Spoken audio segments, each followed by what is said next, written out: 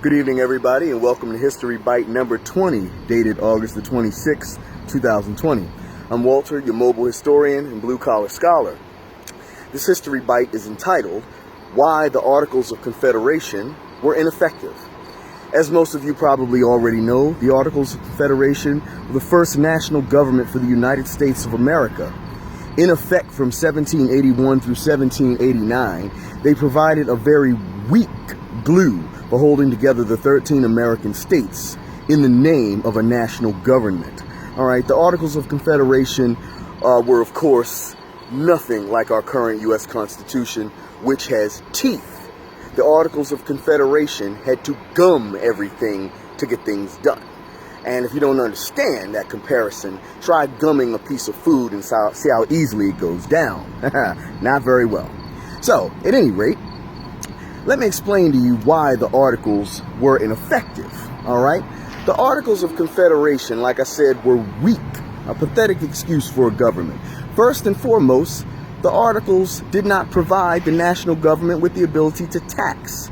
In order to raise money, the national government had to beg the states for money. And I say beg because that's often what they had to do. Beg, not just simply ask. And the states, of course, were not very forthcoming with that money. So the national government was always broke. Not an effective way of running things, okay? Next, there was no national military.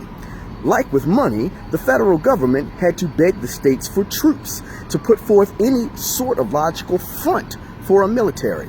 And also like the money, the states were not that willing to share their militias with the federal government to call it an army, okay? So that poised us to be in a very poor position internationally to defend our interests, all right?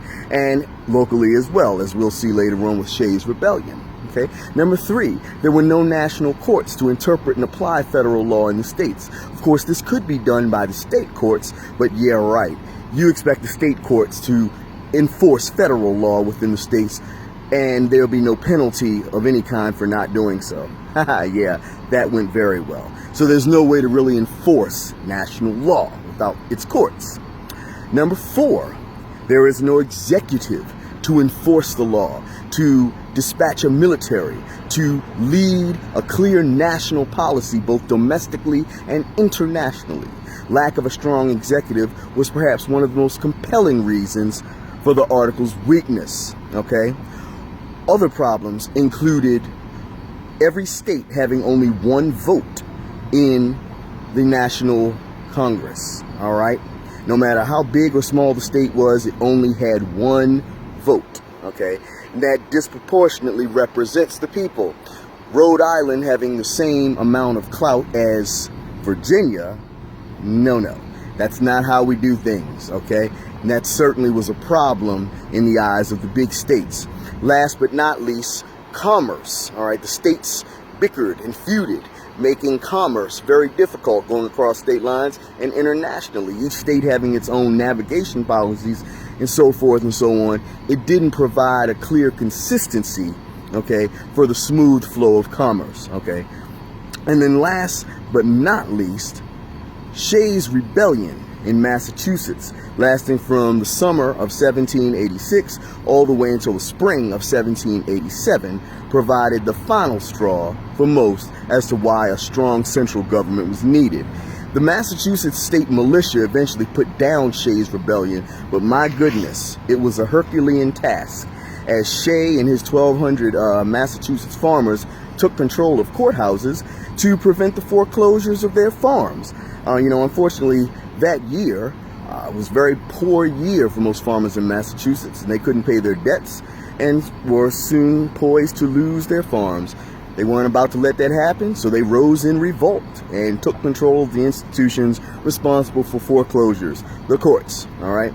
So given the agony it took to put down Shays' Rebellion, like I said, this convinced most people that obviously we need a strong central government with a national army to be able to put down revolts in the states, okay?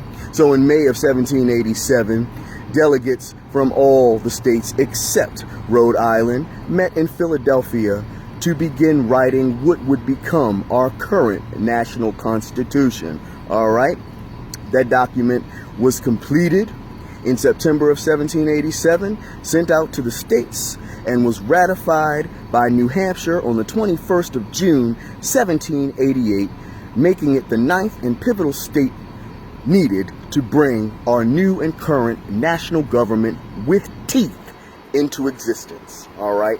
So if you ever think that our current national government was our first and was perhaps the brainchild of the same people who created the Articles, think again. Obviously, we learned from the weakness and obvious impotence of the Articles to create a national government that could get things done. The power to tax, a national military, an executive, the power to regulate commerce, states represented not only equally but also proportionately, okay? And last but not least, a federal judiciary. So we made up for all the problems of the Articles, leading to what we have that is still in existence to this very day under the Constitution of 1787. Thank you so much for listening to this History Bite about the weakness of our first government, the Articles of Confederation, and I'll talk to you at the next one. Take care.